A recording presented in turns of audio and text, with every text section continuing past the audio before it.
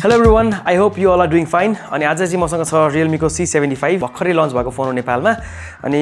they are claiming to be everything proof है. यो चाहिँ everything proof भनेर क्लेम गरिरहनु भएको छ. सो आज चाहिँ हामी यसलाई एक्सट्रीम टेस्ट गर्न वाला छौं यो फोनको अनि we'll find out यो चाहिँ everything proof छ कि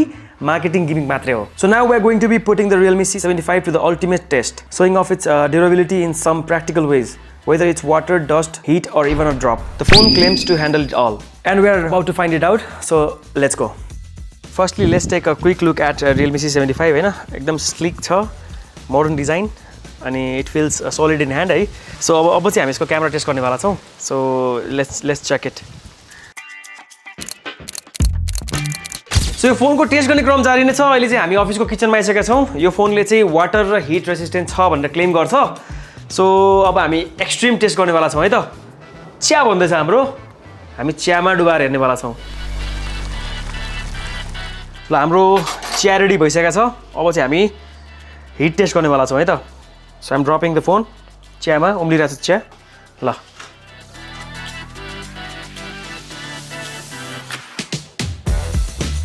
हामी लगभग 2 मिनेट जति चाहिँ फोन यसरी च्यामा पकाइरा छौं हैन हिट टेस्ट गरिरा छौं हामीले सो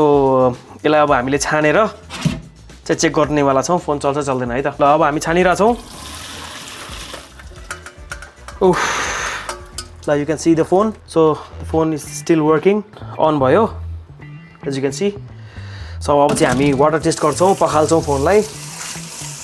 So अहिलेसम्म चलिरहेछ phone As you see, the Realme C75 has no issue handling a little splash of rain or also being fully submerged into water. So no cracks, no issues, and the screen is still working perfectly fine. So यो चाहिँ IP69 rated हो जसले गर्दाखेरि चाहिँ 24 hours सम्म 2 meters under the water सम्म राख्नु भयो भने पनि यो फोनमा केही यस्तो इस्यु हुँदैन. So that's a great news for those oops moment when you accidentally drop your phone in water.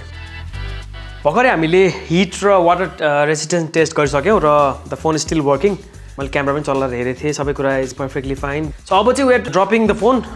To see यसको ड्रप टेस्ट है जुन चाहिँ हामीले सबैजनाको प्राय युजुअल लाइफमा भइरहेको हुन्छ यो कुरा चाहिँ फोन झर्ने चाहिँ बेसिकै हो सो अब will try the drop resistant test है त ल 3 2 1 go phone has survived the extreme drop test हैन त्यस्तो स्क्रैचहरुदेखि लिएर केही त्यस्तो छैन हामीले हाम्रै रेन्जबाट फालेको थियो फोन प्राय जसो नर्मली गोजीबाट खस्ने हुन्छ फोन यो ठ्याक्क पकेटबाट तर हामीले यो रेन्जमा फाल्दा फेरि पनि 2-4 चोटी ट्राई गर्यौं तर पनि फोन सिम्स फाइन चलिरहेछ सबै कुरा ठीक छ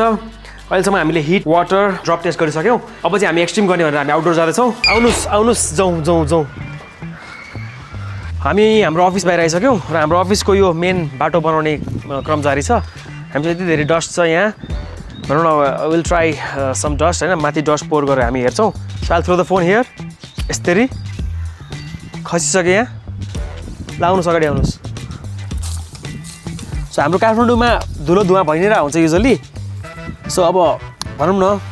फोन्सहरुमा धुलो लाग्ने त्यो लाग्ने त बेसिकै हो नि त यस्तो धुलो भइसकेको छ स्पिकर्सहरु चेक गर्छौं हामी यसपछि so I think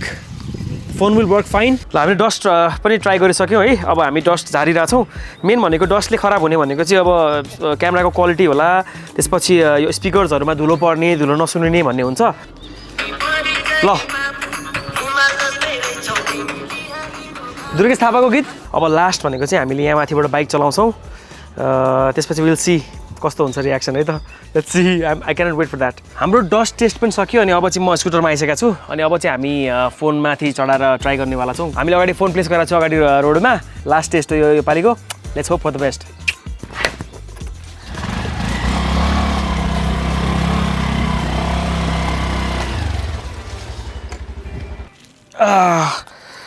So there you have it Realme C75 is everything proof हामीले सुरुमा वाटर र हिट टेस्ट गर्यौं त्यसपछि डस्ट त्यसपछि ड्रप स्कुटर माथि चढाएर हेर्यौं हैन this is actually everything proof phone भनौं न अब it felt amazing to explore यो फोनको क्यापेबिलिटिज एक्सप्लोर गर्न पाउँदाखेरि एकदम दामी फिल भयो है so yeah Realme C75 is very durable and strong cheers